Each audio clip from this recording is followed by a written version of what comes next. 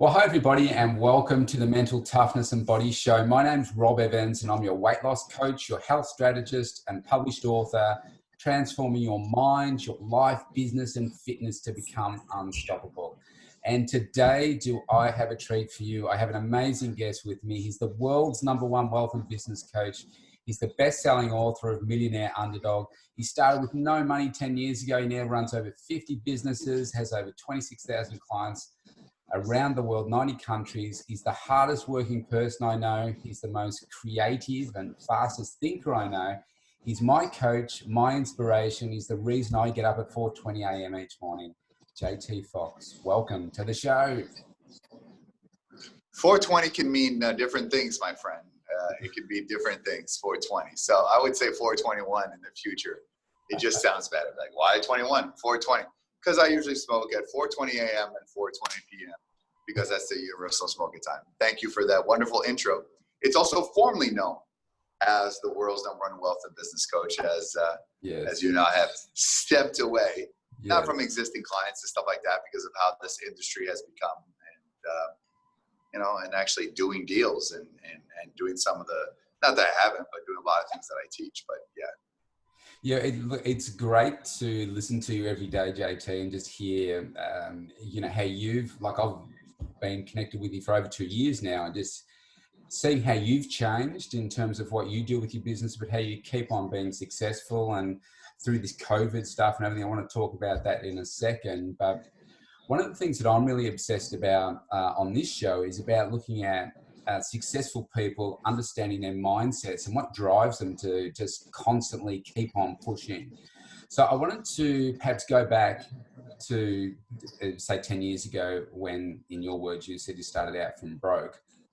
What was that defining moment for you when you said, I'm not going to live like this anymore and I'm going to just move my life forward? I mean, everybody wants to be rich. I mean, that's the first driving motivation. When things are expensive, whether it's Australia or anywhere else like that, and I didn't want to be a nobody. But I think it all changes when you do your first deal and you build that confidence and that second client and that third client and 100th client or 100th deal as well. Results is one of the biggest brand builder, right? Like, you have a lot of results in your fitness or when you coach people yourself and you get the results, and that's what drives you. If you take care of your clients take care of your bank account and your profits. But I think now more than ever, I think the past is irrelevant because this is a new world. Everyone now in this time has to be remotivated, including myself, because you don't know what's going to happen every day. I mean, you guys are sheltered, and we're actually where you are, you've got an increase in cases, but in Australia, right? But we don't know what's going to happen. You don't know when you're going to get back on the plane, right? You don't know when's the next event you're going to go to. You don't know when's the next theater you're going to go into or football match or anything else like that. We don't know, right? Also, too, you don't know the impact of the economy. Is real estate going to go down? Is it going to go up, right? Can Australia survive just by self-containing itself without any international tourism? These are all things that we don't know, right? And at the end of the day, we know the virus is not going away. And realistically speaking, a vaccine is not going to be there until next year. And then you have production of the vaccine. So we don't know. And for the first time in the world, we're living in a world of unknown. Yeah. Right. The world we're still living, but we don't know. And I think this has been a complete equalizer. And I think those who stick it out, those who push through, are going to find themselves with more wealth. But the uncertainty is like, I was just saying on my live a few minutes ago, like, you go from the penthouse to the office, penthouse office. Like, it's just, you miss the interaction, and there's certain things that you used to complain about. Like the other day, for the first time, there was traffic. I didn't complain. So I think the things that we did not like ultimately are things that we should never complain. And I think that's the point, and is that we can't complain anymore, and we have to push through. And you never, tough times don't last, but tough people do. And you never quit at life until you never lose at life until you quit. And that's why now this is putting everything in challenge. Even though I have the money, I'm going to experiencing these things. Imagine the people that have no money, right? And so you have to push. I'm finding this is the time where there's a lot of betrayal. a lot of short-term thinking, a lot of disloyalty, a lot of theft, a lot of stealing, a lot of these things. So, so what I did 10 years ago, I don't think it applies right now because it's a different one. Now it's about taking advantage of the opportunity. But I think as a government, in some cases, a lot of the world are bailing everybody out. So the incentive to do something is not as high. So one of the things that I find interesting is that, like, take you, for instance, you don't have to work. Like from a financial perspective, you don't have to. You could just sit back. But this is one of the reasons why you're successful. And watching you over the past, like 90, 100 days, you have been working harder than you've ever worked before. So tell us a little bit about why that is and why you haven't said, let's just it's boring. It's boring. What would I do? This pandemic, I just realized how, why would I ever retire? The definition of retirement is to remove oneself from useful service. Bored out of my mind in terms of doing nothing. And you can only golf so many times. And I thought that's why the minute you retire, I think this your brain retires, and the minute it's about being productive. It's about, so I don't think I'd ever die. I think the hard part is creating. It's easy to have meetings and follow up with existing clients and they're going to show up here. It's the creating that's hard.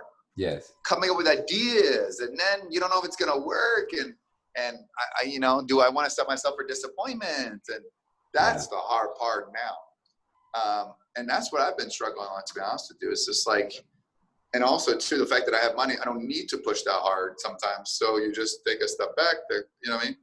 So that's the irony about all this. So one of the things that I notice in human behavior, certainly in here, every country's had different things, but we started the year with the worst bushfires we've had in 100 years. We then had floods.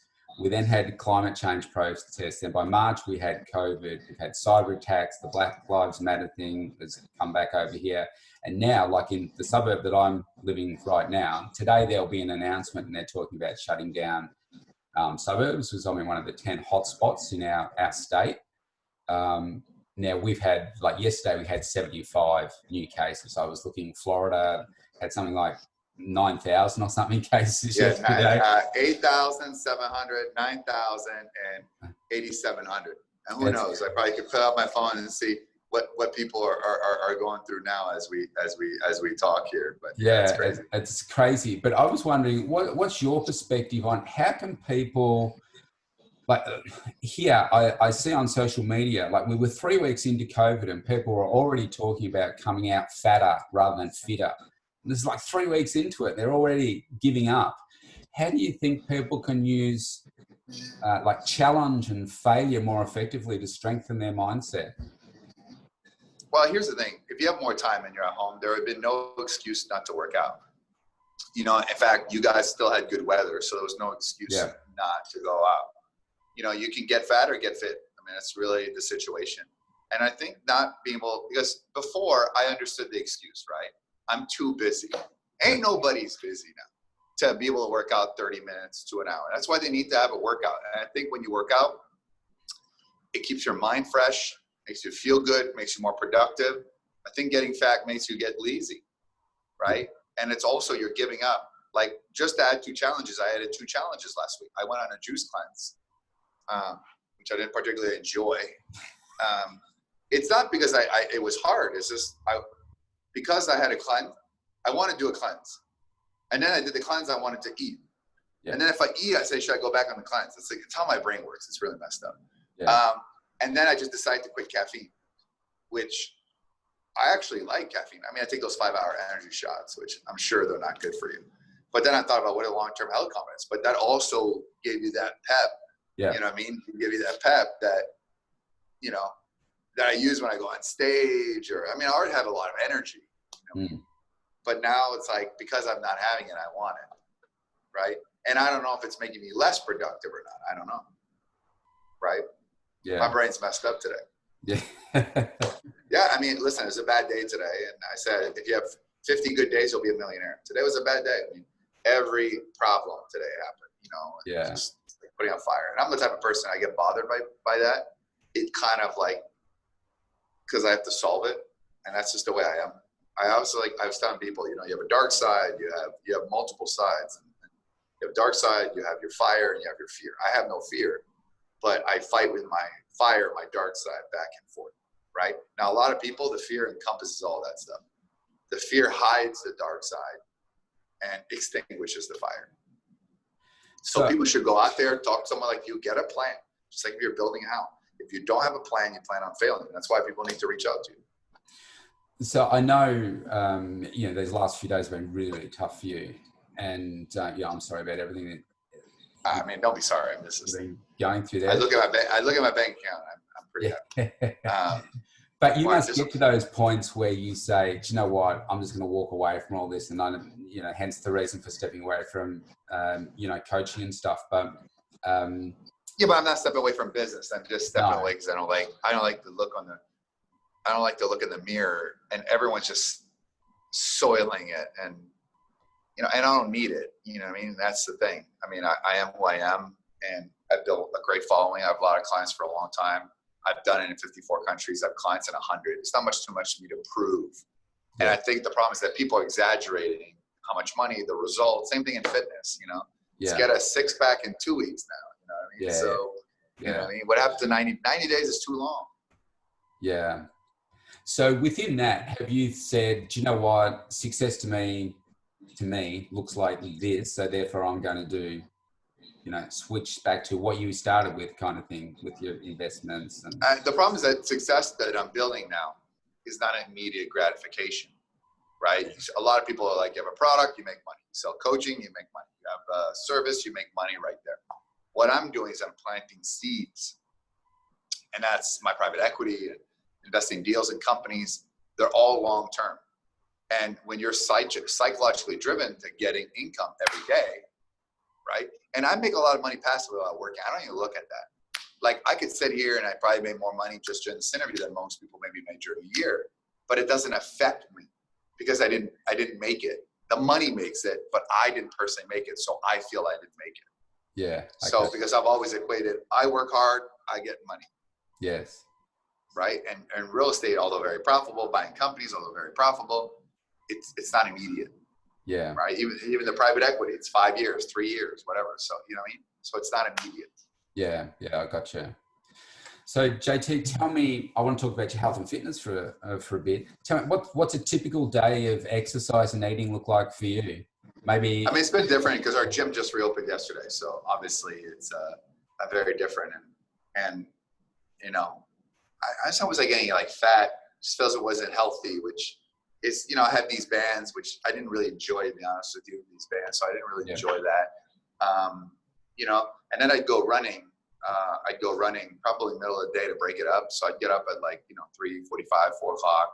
And then I'd go running around 10:30, 11. In the middle to kind of break it up, which explains my tan.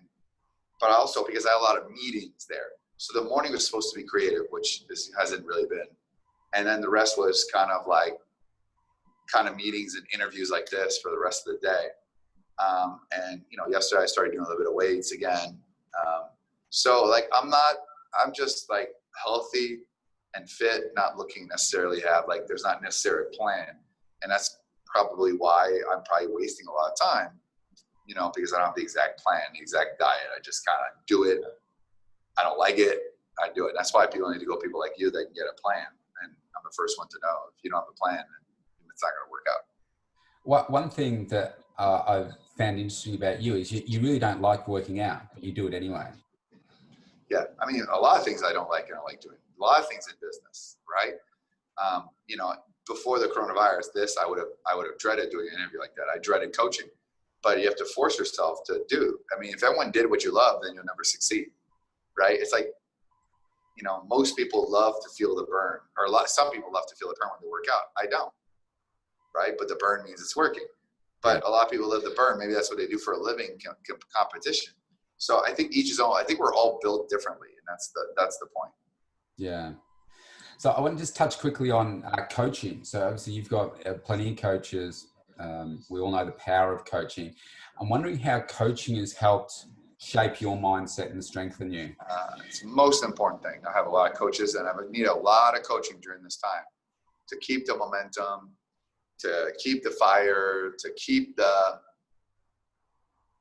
thing going. And coaching is a shortcut to whatever you want to do. And most people who don't have coach don't necessarily tend to succeed, or they go in and they go down. I think coaching is about that accountability, and that's the important thing. That's why I still have coaching. Yeah. Yeah. Great. Most important thing. Last question. What would you say your number one tip is to help people become stronger in their mindset? Well, they should talk to you about going to Millionaire Flicks, but and make that a routine, just like eating, like mind feeding. I think building a routine, having a coach, someone like you, to say, do this, do this, do this, hold you accountable is very important. I think having no excuses and pushing through. And here's the thing, there's no such thing as a self-made man or woman. We all need heroes, models, and coaches. Yeah. Yeah. Look, that fantastic advice, JT. Listen, I want to thank you for joining me. Are you wearing pants? Are you wearing pants? I am wearing pants. Wow, look at that, huh? I'm wearing shoes. I gave no shoes. I gave up. I just wear the top up. I gave up. I'm probably naked underneath it. I gave up. I gotta go. But man, great. Thank you so much for having me on your show, man. You're truly a class act and a real deal. Thank you, JT. Hey, but just quickly before you go, I did want to say that one of the thrills of my life, to be honest, is to be able to spend this time interviewing you. You've had such a deep impact on me as a person. I listen to you every day, and I know that your last chapter of your book, Stop Talking About It and Get It Done, has had such a powerful impact on me personally. And I've got this constant reminder of you every day, sitting next to me. Well, I have to say, I consider you a friend. And, I've had a lot of issues with disloyalty lately. Yeah. And you amplify the word loyalty to me. So, and I mean that from my heart, man. Great job. I appreciate it. Buddy. Thanks, JT. Bye-bye.